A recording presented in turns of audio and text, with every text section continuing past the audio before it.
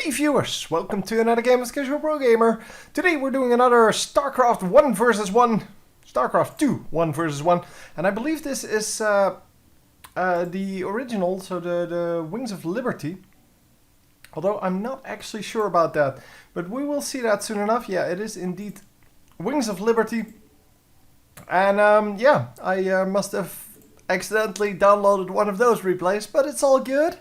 It's all good. This is once again Stephano versus FnticHarstem. Stephano, sorry. He's French. It should be pronounced as Stephano. Anyhow, yeah, it is a Protoss versus Zerg. And it will be another good match. So, game 1 from this series. Or, no, it's not a series. They're probably not even related. Anyway, another game between these two is already on my channel a few days ago. If I think about it, or if I remember, I will put the link in the description so that you can actually, well, just go visit that game as well if you like this one. Anyhow, we have the scout going off. Obviously, this is going to go in the right direction because, well, there's only 2 bases on the map. And yeah, he's going to scout straight away to the natural expansion just to see whether that's up or not. And well, we will have to see if he's going for a fast expansion of his own. This is a relatively big map. It's not like super big, but he is indeed going for the spawning pool first and then going for that expansion. No harassment coming out from the Protoss player. Protoss player not really too worried about the expansion, apparently. Didn't want to scout earlier. Of course, you do lose a worker if you go scout very early on. Sorry. Yeah, so you do lose a worker. You don't have it on the minerals anymore, which means you are going to lose a little bit of minerals. And if you scout too early, that amount of minerals can actually be very significant. Because obviously, especially in the early part of the game, if you get a worker on the minerals, you get more minerals, obviously, and then you can produce more workers, which will then in turn give you more minerals. So it's kind of a, well, an exponential growth. And so if you lose minerals there in that early game and cannot build another worker because you don't have enough minerals, yeah, you're going to be screwed later on because you're going to lose, well, too much of your economy just because you send out a scout. And sometimes it's worth it, but sometimes it's not worth it. And in this case, because these players both know what they're doing, it's not really too well, there's not really too much they can see that would actually be worth it. Of course, delaying a hatchery would be worth it, because delaying a hatchery means you don't get, or rather the Zerg in this case doesn't get the larvae, and if you don't get the larvae, then yeah, you can't build extra workers. So you kind of have the same thing as the Protoss would have with a scout that's too early. We are going to lose our scouting drone now. Probe.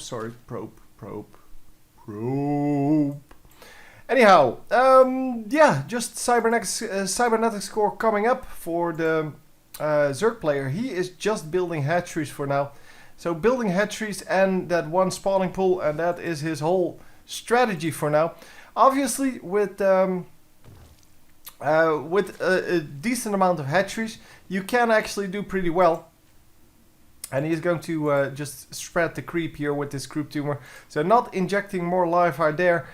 He could have injected one more larvae and then used this queen to spawn the next one, and then spread the creep from here, or with the 4th queen. But for now, he's going to walk it over here. It is, of course, going to be attached to this base now. And a new one's coming up over here. So, yeah, no 4th queen coming out for now. We may actually see that later, but not for now, as I said. Yeah, he is putting a probe here then.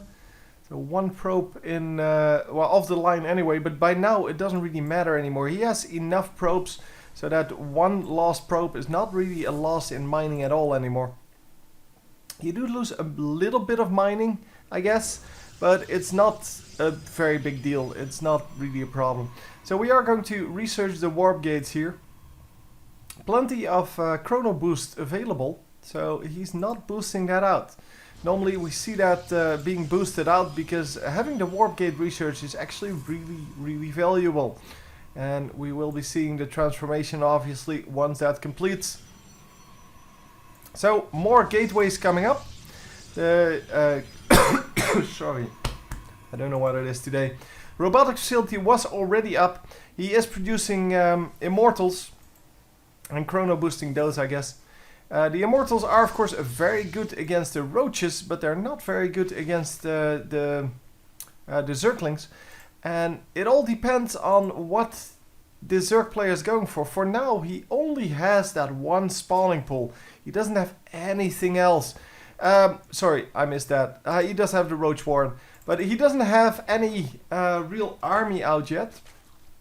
As you can see, 2 Zerglings, that's it. And he is producing some roaches now.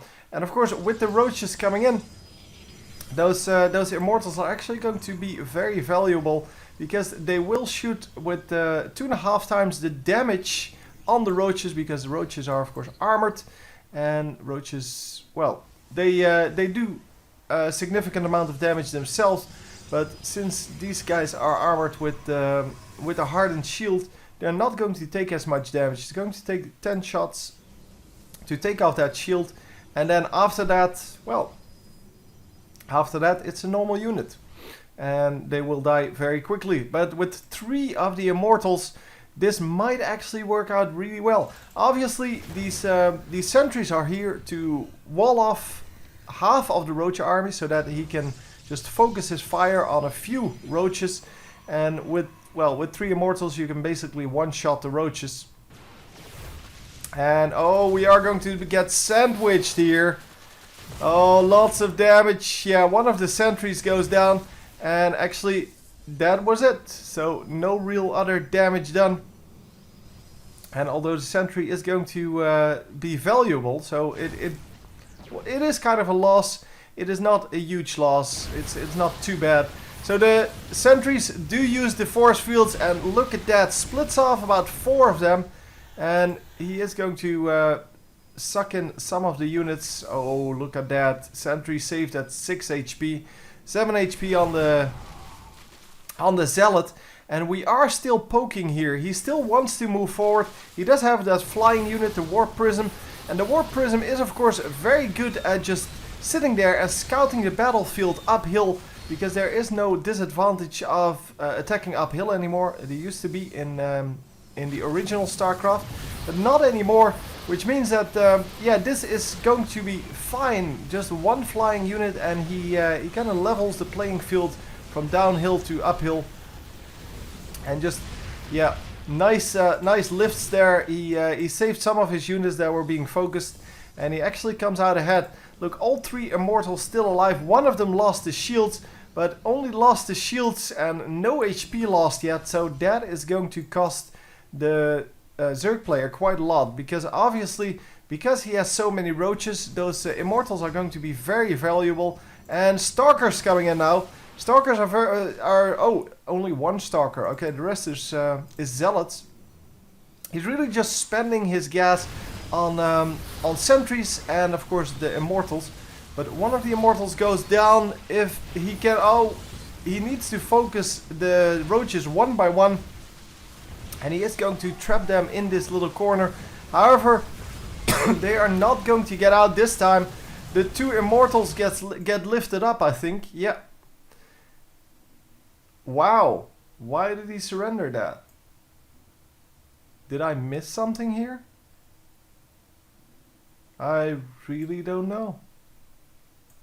What did I miss? He lifted the immortals, which was a great move, but there's still a pretty big army out. I'm not actually sure what I missed. No workers were killed.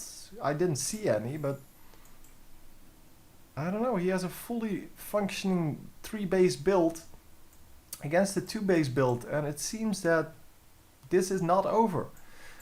Anyway, if someone can explain to me what happened here, why this guy surrendered, then please let me know. Anyway, I hope you enjoyed, and I will see you next time. GG.